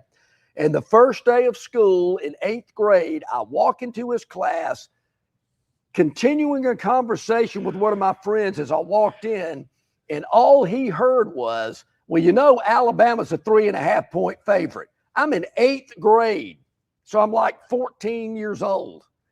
And he whipped his head around. John had his pencil and his little notepad. Yeah. He looked at me. He says, "Boy, what do you know about point spreads?" And a friendship was formed. Well, since you ask, it is 3.5. How do you feel about that hook, Mr. Thomas? Yeah. And, a friendship was formed, and I learned more from that guy. I'm telling you, both about math and in a book and out of a book. But that guy was great. Never, who they were playing Southern Cal, and that year, and that's I'll never forget that when he heard me say that, he whooped. What do you know about point spread? Point spread, was he? I know he wasn't the one. I know you had several influences before then, so I know he wasn't the first one to say they're begging you. Begging you to know. No, that was well before, but that probably, I'm telling you, man. So here's a dog another at home. By how much? Oh, they're begging you. Yes, sir, Mr. Thomas. Theotis and I had a coach in grammar school, and he says, Coach Moody, the gym floor is named for him at MA. It is Moody Court at Bear Fieldhouse on the campus of Montgomery Academy. Coach Moody was the first coach at MA, and he was there for a long time. Yeah. And, back in the day, you could get paddled and whatnot. And that was going on at JD and Cloverdale when I was in school. You could get paddling. Coach Moody was the paddler. But if he didn't have time to paddle you, he would thump you on the back of your ear. He'd go, pow, and he'd thump you on the back of the ear if you weren't doing something, if you were doing something you shouldn't be doing. And Theotis, I got plenty of ear thumps. I promise you that. I had, you always have that teacher who had like the bionic finger. Yeah. And he always knew the exact spot on the back of your ear. It wasn't down near the lobe. You got to get it up there where there's a little substance, where there's a little cartilage up there. And you're like, ow. Yes. Oh, Joe Moody, man, he was. Theotis has been growing for years. He says, my ear still hurts. Man, there again, great memories of educators and coaches that we grew up with that I'm not sure youth today experiences things quite like that. It was awesome. One other MA reference, I think. I think it's MA. Bob from Pike Grove says, John and Barry, whatever happened to TCU Doug? Any updates? He is a teacher. I miss his commentary. He is a teacher at MA. He was at ASU for like 25 years. He retired from there. And retired, and now he's a teacher at MA. My sons see him all the time. He's busy this early in the morning. It's just not a good time for him. But I certainly hear from him and see him from time to time. One quick thing here. This is from John Dent, Bama Pride. He said Coach Sellers at Cloverdale could swing that boat paddle. His name was Hubert Sellers. And Coach Sellers had been around a while, too. He had been at Cloverdale long before I got there. But, Coach Sellers was everybody had Coach Sellers. And, yes, Tobias, that is the Mr. Thomas that had the Top Flight club. He's the one. That's it. What? That's the one. Yep, Squirrel was the owner of Top Flight. He was a teacher, and he had what is – Yeah. It was. Remember the disco era, Barry? He had a place. Do I? Yeah, and he had a place called Top Flight Disco. Wait a minute. You had a high school teacher who owned a disco? Junior high teacher. It was awesome. Hey, I mean, I'm getting texts from Range Pro. He said, Squirrel was my favorite teacher. Used to come into the market all the time. Oh. He passed away several years ago. I believe it was COVID related. Hated to hear that, but Range Pro knows a lot of people in this town. All right, Ralph Michaels is in the green room. He's been listening to all of our stories. I've seen him kind of chuckling and laughing from time to time, but we're getting down to serious business with Ralph when we return. He will join us, Ralph Michaels from Wager Talk and the Gold Sheet. John Longshore is at Stivers Chrysler Dodge Jeep Ram on Cobbs Ford Road in Prattville. I am in Hattiesburg, Mississippi for Troy men's basketball tomorrow night against Southern Miss. It's Longshore and McKnight in association with Yellowhammer News, presented by Bud Light. You're not buying sticks, stems, and pine cones. You're buying premium long-diddle pine straw from River Region Straw. Kenny and his staff have access to the best pine straw in the River region, full of color that will last all season long. Kenny has locations in Montgomery, Prattville, and Auburn, and no order is too big or too small, from a few bales to an 18-wheeler trailer load. Pickup is available, or your order can be delivered. They can even spread your pine straw if you like. So call or text Kenny today, 669-5959. That's 669-5959 for all of your pine straw needs.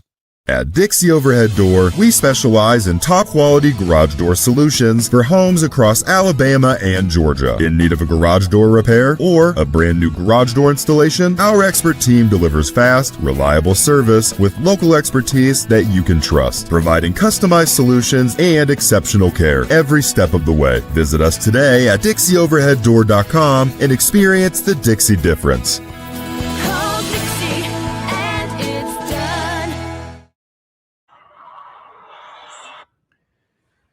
Okay, welcome back in, everybody. So glad you are with us here today. I'm live at Stivers Chrysler Dodge Jeep Ram in Prattville. It's Ram Truck Month. Also, the President's Day sale ongoing as well. Take advantage of incredible deals here at Stivers, where price sells cars. We always look forward to this segment every week when we get a chance. Ralph Michaels is from Wager Talk and joins us here. Good to do any of John's early education associations, do they surprise you at all? Do they bring back any memories, Ralph? Listen, I was a hustler when I was young. I had a Cleveland Plain Dealer paper route. That's when we had the press and the Plain Dealer. The Plain Dealer was the afternoon newspaper. I used to shovel snow and cut grasses, so I always had money. I was in, we had it weird in Cleveland, where we were. Elementary was K through 6, and then they had a junior high school, 7, 8, 9. So you're actually in high school in the junior high school.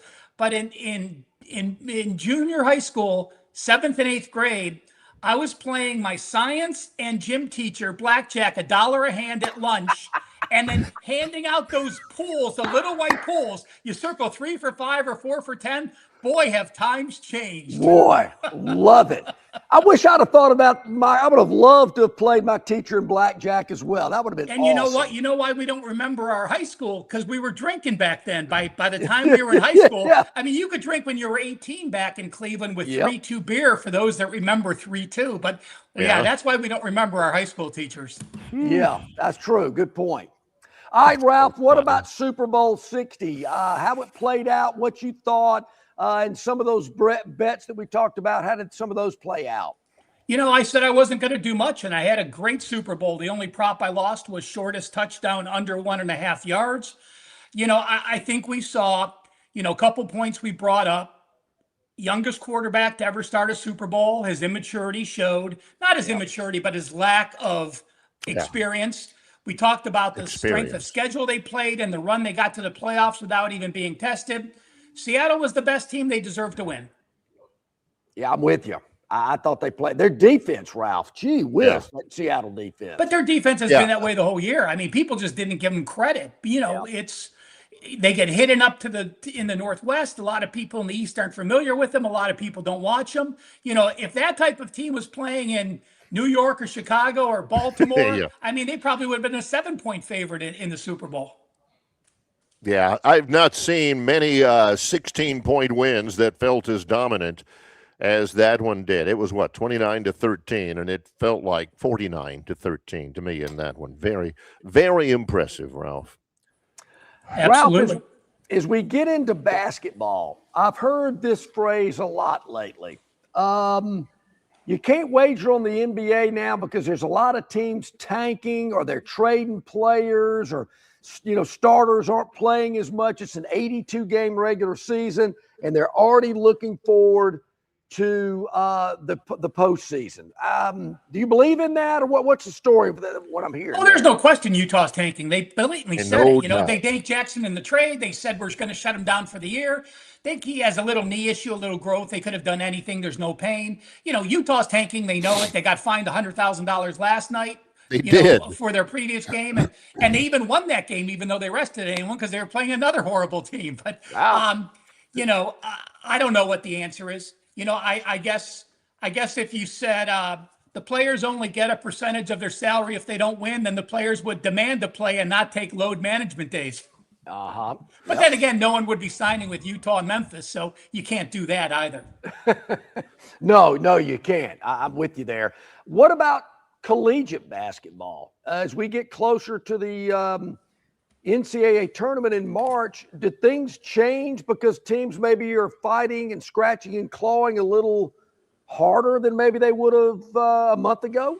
Well, we'll talk more about the conference tournaments, which are a little different animal. But I'm going to say this.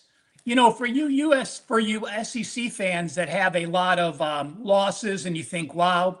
I just want to remind you this. The SEC is the best basketball conference from top to bottom. And why is that? Well, if your worst team is Mississippi State, and in KenPom rankings, they're like number 98. If the worst team in the conference is still a top 100 team, Big Ten has Rutgers, number 161. Ooh. Big 12 has Utah, ranked about number 140. ACC has Georgia Tech, minus 153.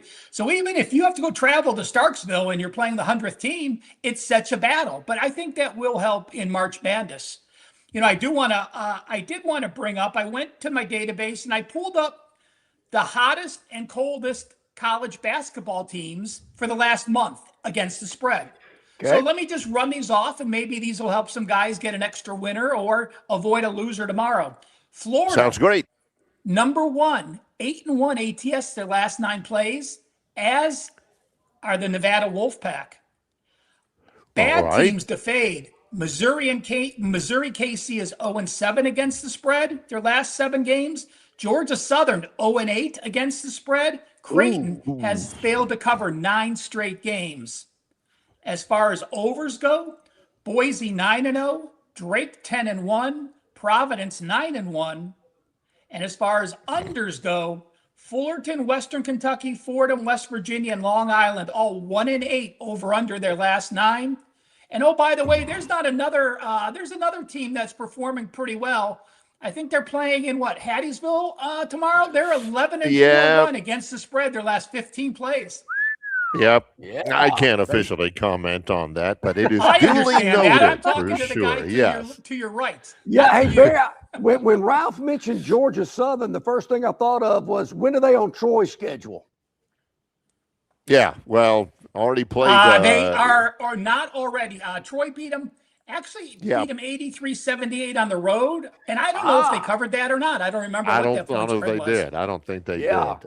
So there is. I'm looking. Sure. Actually, I have it right here. They actually were laying 4.5, so they covered by half a point. Hey, I didn't realize that. I knew we had won it. Yeah. And you know what, guys? Are we drinking already? Because we know they played Georgia Southern just 2 weeks ago, and I said Georgia Southern hasn't covered a game. I guess we couldn't put those two together. I couldn't comment on it on that. So I just back to the NBA thing, Ralph. I'm just amazed, and I know there's fines, and I don't think these teams really care if they get fined or not. I just think from a handicapping standpoint, it's got to be extremely difficult when you're not real sure who's playing or really how much enthusiasm these teams have to play. Well, I think post All-Star break, you really are, the NBA, you're limiting yourself to probably half the games. There's no reason to even handicap them. There's enough value to handicap other sports. If you are concerned about a team and a coach has a tendency to pull players or make some late scratches, you just stay away from those games. Yes, the pool of games that you can select from are a lot less, but, there's still 40 college games, a week as well. The NHL will be back. There's more value to be found than trying to guess if a player is going to play, if a coach is going to play those players, and if they're going to give full effort. Just to jump back to Utah, I believe it's now 8 or 9 straight games that no matter what the score is for the Utah Jazz, they have pulled their starters in the fourth quarter. It doesn't matter, win or lose. He just sits his starters the fourth quarter. So, I guess the only way they would stop doing that is if they do consider you tanking, you just cannot get a top 5 draft pick. Because they're all, there's 3 players that are, Boozer, the kid from BYU. There's 3 players that can be superstars this year in the draft, and they're all going for those top 3 players. Yeah, and they want to risk their chance at getting one of those guys by a $100,000 slap on the wrist fine. To me, that's and like Jaren Jackson, you get a great player from Memphis, and now you shut him down the whole year because you're playing for next year, not worried about this season. That is true. Yes. Somebody texted me, wanted me to ask you this question because I don't believe we've talked about this, but we get into this part of the year and football's over, but we're getting into the March Madness, NBA playoffs. But what about other sports? The Daytona 500 is this weekend. It's the first of the NASCAR. It's the Super Bowl of NASCAR. I know you can wager on NASCAR in Vegas. Is that something that you've ever handicapped? Is there anything about NASCAR, or really any other sport that we don't really talk about that you find attractive? I personally don't. I do the major U.S. sports. I do baseball, but even in baseball, the last couple of years, I've sort of switched and have just done no run first inning or yes run first inning. You have so much more. It's much more condensed, and you're just basically betting on that starter and the top of the lineup. So I don't do much with baseball. I don't force action in the summer. If I'm not going to bet it, I'm not going to give it out to my clients. I know that at Wager Talk, we have 1 or 2 guys that do NASCAR, and NASCAR has gone in waves. A few years ago, it used to be big, and you can bet on it. But because what's much more popular now are the matchups. Will this player beat this player head to head? Because only one person is going to win will they win the Daytona 500? But you can find value in the matchups, and people bet the matchups live when they're watching the race. I will say this. Golf matchups are getting much more popular, with Pebble Beach this week and, and the Masters around the corner. So, will this player beat this player? Or if they're in a threesome, you can try to get better odds and pick the guy that you think will win the threesome. So those you could do full tournament or round by round. They relist them each round. So if you are a golf fan and you follow, that is a very popular and growing brand of betting matchups. Wow. There is a guy on Wager Talk that has had a February to remember already, Jeff Michaels.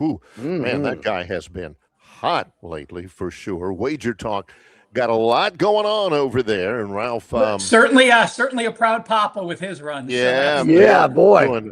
So let me make sure I heard this correctly, Ralph, because it piqued my interest. You were talking about baseball. You bet the first run in the first inning. Did I hear that correctly? Correct. It's simply this. Will there be a first inning run or not? It's yes. They're called NRFIs, no run first inning, NRFI.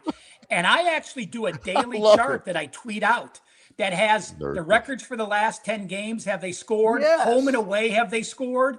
If a total is 7 or less, have they scored? I keep each individual starter, what they're doing. There was one starter last year. It was either Scooble or the Pittsburgh guy. Skeens.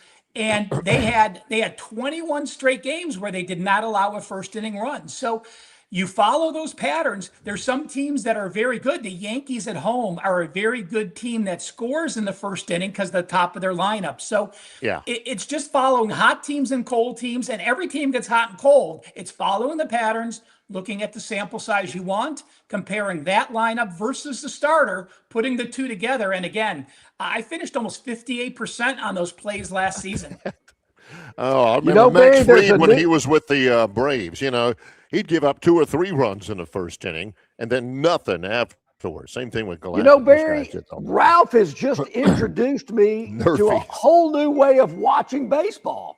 I'm not a baseball guy, Ralph. I mean, sitting through 9 innings of a baseball game, I think I'd rather sit in an ant bed. I mean, but now I can watch 1 inning, and whoever scores, I've won and I'm out. I'm exactly with you. I cannot watch a baseball game. I can go to a baseball game and drink some beers and enjoy it. Yeah. But to watch a baseball game, nope. I'm watching 1 inning and that's it. And the bet's decided. Cash it and go home and have a great evening. Oh, beautiful. You also bring up this. We're entering a period in the sports calendar where football's over with. There's UFL and all that stuff as well. But you said that you do not like to force action. John has been preaching that for years and years, but here we are in February. The NFL doesn't get started up again until the fall. What do you counsel people who just, I've got to have some action on something, just to jazz it up without any football. You don't want to force action, but what do you do, Well, basically my rule is this, again, I've been doing this 45 years. So you get some patterns, but you basically, when you're handicapping a game, you have a comfortability level. Like I know this would be, I rate my plays 2, 3, 4, and 5 stars. So there's a level. A 5-star basically means the situations are perfect. The matchups are perfect. The weather is good. The line, I believe, has value. And so if you check off all 5 categories, it's a top play for me, and then a 4 and a 3. But I basically take that same level of confidence. If it was a 3-star NFL play, I have the same amount of confidence in a 3-star college basketball play, and likewise. So it's not like you have to, if this is your entertainment, you can bet whatever you want. Just bet it accordingly and make sure you're lowering your bet sizes if this is just your fun or I want action play versus thinking, man, I was betting this much per game in the NFL. I should be betting this much per game in baseball. So as we help more and more bettors and betting becomes legal in more states, that's the important thing to remember is it's your risk amount. It's not necessarily the games you're betting or the number of games, the risk amount that you're using for that day. Make sure that doesn't affect your overall budget. That's great advice, Ralph. To our viewers and listeners, very, very smart stuff there. Hey, for more information, Ralph, Wager Talk Gold Sheet, let our viewers and listeners know how they can get in touch with you and find out what it's all about. Let me just say this, WT.buzz/RM. Been on a great college basketball run. I have 1 play today. Let me just give it to you real quick. There's 1 undefeated team in college basketball. It is, of course, Miami of Ohio at 24-0. And I actually think there's value. This line is 10.5. I think this line should be 15. Miami, number 1 in the MAC offense, number 1 free throw shooting, number 1 in tempo. Nationally, they're number 3 in effective field goal percentage. They shoot a lot of threes. They're number 25 3-point shooting, and they're top 70 in the number of 3-point shots they take. They're playing Ohio. They're number 352 in 3-point defense. Redhawks 14-6 against the spread. Ohio only 13-12, the number 200 offense, number 235 defense. They're sloppy. They're up tempo, but they're sloppy. They're number 266 in turnovers. That's going to cause them issues. And the Bobcats 1-5 ATS on the road and 2-7 as a MAC dog or a small favorite against common opponents. Miami 10-4 against the spread, shooting 52%, allowing 45%. Ohio only 6-8, shooting 46.5 and allowing 46.3. These guys are fierce in-state rivals. Miami's dropped 3 of the last 4, including the last game. They will not let up the gas. Take Miami to cover the 10.5 tonight and go to 25-0. Awesome. There you go. Love it. Thanks, guys. Outstanding. Thank you, Ralph. Appreciate you very much, Yeah, Ralph. see you next week. Good stuff. All right. Man. Ralph Michaels. So wait a minute. I'm going to watch baseball in a whole totally different new way. This is great. One inning baseball. John's going to be, when's first pitch? All right, I'm in on that. Everybody's like, oh, sit down, let's have a Bud Light, let's eat some nachos and all that, and everybody getting ready. Okay, here we go. Come on now, Kansas City. All right, let's go. All right, first inning over. What? John says, I'm out. Everybody's like, yeah. Wait a minute. You finish your beer and that's it? And wait a minute. It could be even better. First pitch, ding. Oh, home run. I'm out. Yeah.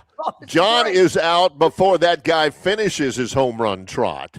Yeah. That guy rounds third, touches home plate. John's already in his car, headed back to the house. Ralph, you've made my day. Hey, Barry, how about this? Our man Lyle at Marguerite sent us a chat on the River Region Straw chat line. They are open early today. Right now, they're open at Marguerite's today and tomorrow, opening at 8 a.m. for all of your Valentine's needs. Swing by and get the loved one in your life the Valentine's gift that they truly want from Marguerite's exquisite jewelry. I think you'll have a really nice weekend if you catch my drift, if you drop by Marguerite's on Vaughn Road. Super convenient. Vaughn Road next to Pepper Tree, 8163 Vaughn Road in Montgomery, Alabama. You're in, you're out. She's happy. Could not be any better at Marguerite's Exquisite Jewelry. They're open now, open at 8 a.m. tomorrow on Valentine's Day, and they're open until the last customer is served at Marguerite's Exquisite Jewelry. Coming up, it's the Gurn Jr. Victoryland 777 Topic Wheel with Longshore and McKnight in association with Yellowhammer News, presented by Bud Light. Ram Truck Month is here at Stivers, Alabama's #1 volume CDJR dealer. New Rams, 19 grand off or 0% for 6 years. And heavy duties, 14 grand off. Backed by Ram's 10-year, 100,000-mile limited warranty. Only at Stivers Chrysler Dodge Jeep Ram. The President's Day sales event is on at Stivers, Alabama's #1 volume CDJR dealer. Grand Cherokees under 27 grand or up to 15 grand off. Wranglers, 14 grand off. And Gladiators, 16 grand off. Only at Stivers Chrysler Dodge Jeep Ram. Love is in the air, and so is your chance to win during Victoryland Casino's BMW and 25K giveaway. Drive away in a brand new BMW or win your share of $25,000 in free play. The more you visit, the more chances you have to win. Stop by the Players Club and fall in love with this month's exciting free play promotions. There's more ways to win at Victoryland Casino, where you can be a winner too. Located off I-85 exit 22 in Shorter, Alabama. Drawings February 27th and 28th. Must be 21 or older. Must be present to win. My phone is blowing up, folks, about, did I hear this correctly? That it's Ram Truck Month at Stivers CDJR in Prattville, where you can get a Ram 1500 up to 19 grand off or 0% for 6 years? Yes, you heard me right. You just heard the commercial spot play. I'm reiterating it here for you as well. Ram Truck Month, up to 19 grand off Ram 1500s or 0% for 6 years. Also, during the President's Day sale this weekend, you got great deals. What about the Grand Cherokees? Some under 27 grand. That's up to 15K off on the Jeep Grand Cherokee here at Stivers CDJR in Prattville on Cobbs Ford Road, where Price sells cars. And of course, the big President's Day sale, big long weekend here for you. Come by and see them today, tomorrow, Monday, which is President's Day. I know a lot of people have the day off, so take advantage of that here at Stivers CDJR. Barry, I was just reiterating, getting a lot of texts here. People go, really? 19 grand off for 0% for 6 years on a Ram 1500? Yeah, look, here at Stivers. You kidding me? We're not fronting you. We're not telling you anything. Look, I don't understand how they do it either, but I'm telling you, they're doing it, we obviously they are really dealing. Obviously, what they're doing is really working, John, because they're the #1 selling Dodge Ram dealer in this area, in an extended area. So obviously it's working for them, these crazy discounts on these terrific vehicles. Again, they are really dealing. Price sells cars at Stivers always. This is your chance. For a lot of people, It's an extended weekend with President's Day coming up. Oh, yeah, sure. That means but we will be on Monday. For you. We are not taking the day off on Monday. Yes. But we'll be back. But let's get to the Gurn Junior Victoryland 777 topic. Yep. See what's in the green room. Got to get to it. Yep. See what we got. All right. All brought to you by Victoryland 777 Casino, exit 22, I-85, Shorter, Alabama. You can be a winner, too. No, don't do it. Don't do it. Don't do it, John. Don't do it. That's a part of our career that's over with by now. Yeah. Ralph talked about this. Ralph talked about this. We're talking about tanking. The NBA calls it conduct detrimental to the league. The Jazz and the Pacers. All right, first of all, with the Jazz, games against Orlando and the Heat, both of them down, I think, in Florida. During those games, the Jazz removed Lauri Markkanen, I loved him when he was at Arizona, and Jaren Jackson before the beginning of the fourth quarter, even though, and they didn't return to the game, even though they were healthy. Come on. Even though they had played, they're good players, and the game was in doubt. Utah says, oh, no, you guys sit it out. Fans are there. They pay their money to watch these guys. Same thing with the Pacers, the game against the Jams. Pascal Siakam, a star player, and two other Pacers starters could have played. But they didn't. Why are they not playing? Why do the Jazz and the Pacers want to lose games? Because Cameron Boozer is going to come out next year. And AJ Dibansa from BYU and those guys. They're finding him. What was the number, Gurn? Flash that back up again if you still have that screen. $100,000 for the man. That's a drop in the bucket. They can get $100,000 for the Pacers. $500,000 for the Jazz. Because the Jazz are doing it a lot. I mean, Pacers was this one-time thing. Jazz are doing it over. Man, if you have to pay $500,000 to make sure you get that number one slot. So what? Man, you get Cameron Boozer, sell all those tickets, you can make that up. I like what Ralph said. Make it to where if you're guilty of tanking, you can't get a top 5 pick. Barry, it's kind of like playing Ohio State and getting those incredible TV ratings and fan ticket sales are through the roof. You might lose, but so what? You're making a lot of money playing teams like that. I certainly get it. Hey, quickly, Barry, I did not mean to not do this. We just got so busy.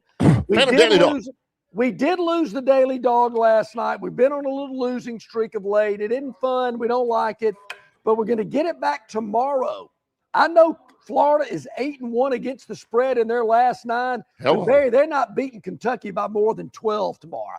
I'm taking the Wildcats plus the 12 in Gainesville tomorrow. 12? Yep.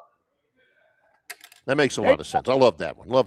Phantom's Daily Dog. There you go. So it's in. It's on the record. Here we go. It's on the record. All right.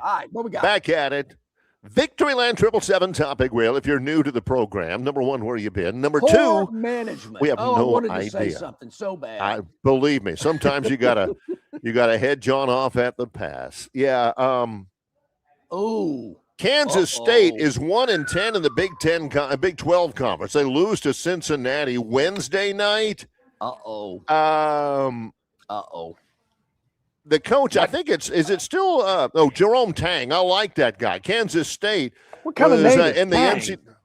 Yeah, it's Comanche Indian. But they were in the Elite 8 3 years ago. Yeah. The players' effort, they got beat by 39. Kansas State's 1-10. The students are wearing paper bags over their heads. On. What do you think they are? Saints fans? Really? He says these dudes do not deserve to wear this uniform because they didn't play very hard. Man, you know it's gone south when he says, man, our players, they don't deserve to be here. They're not good enough to be here. That's when you know it has totally gone off the rails. Whatever you do, don't dog your own players in front of everybody. Barry, that's kind of my feelings about going to the NIT. You don't deserve to go. Okay, here we go. What else we got on the Gurn Junior Victoryland 777 topic, Will? All right, we got 4. Yeah, we got to catch up here. Yeah, no kidding. I don't have a bus to catch, so I got a moment or two. Actually. Okay, good. And it's going to land on Old Man. Yeah. Wow. Is that your dad? Yeah. The old man says I can't go out tonight. Look at this guy, 54-year-old curler.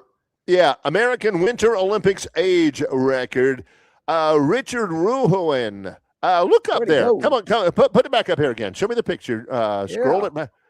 That looks just like Dr. B. It really does look like just first thing I thought, what's Dr. B doing on the court?